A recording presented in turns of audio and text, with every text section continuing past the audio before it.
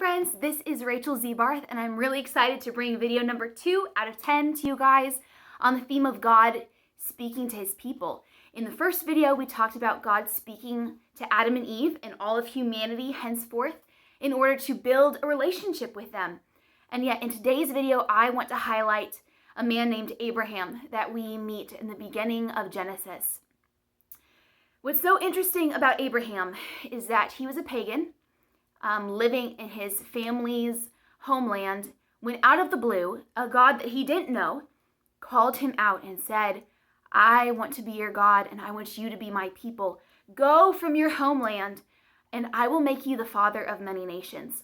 And what's outrageous about this story is that Abraham obeys. Abraham had no idea who God was and had no prior relationship with him.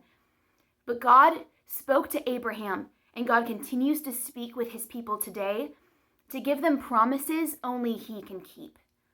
And Abraham today is known as the father of faith because he believed that God would stay true to his promises.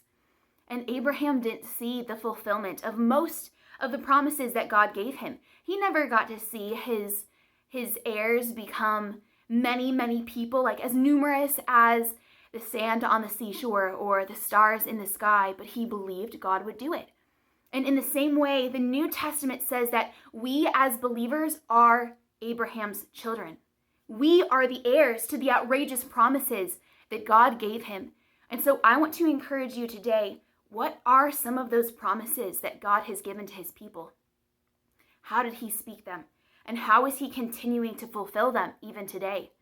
And so I want to encourage you that the promise that has brought me the most hope and encouragement this past year has actually been God's promise to renew the earth and to make all things right again and to bring humanity back into a perfect restored relationship with him.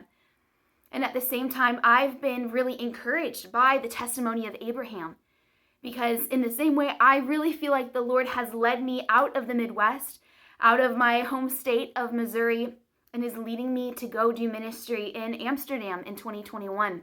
And I want to invite you guys to be part of this ministry. Would you prayerfully consider giving a year-end gift to this work that the Lord's doing? As I serve in biblical discipleship ministry, I'm so excited to bring the word of God and the promises of God to a city that's known for its red light district. So I'm excited to serve in this capacity. I'm excited to go where the Lord leads me. And I'm really excited to encourage you over the next couple weeks with more videos just like this one about other characters in the Old Testament. And so if you feel led to give, the link is below this video in this email. And I'm excited to share more with you guys soon. Love you all. Goodbye.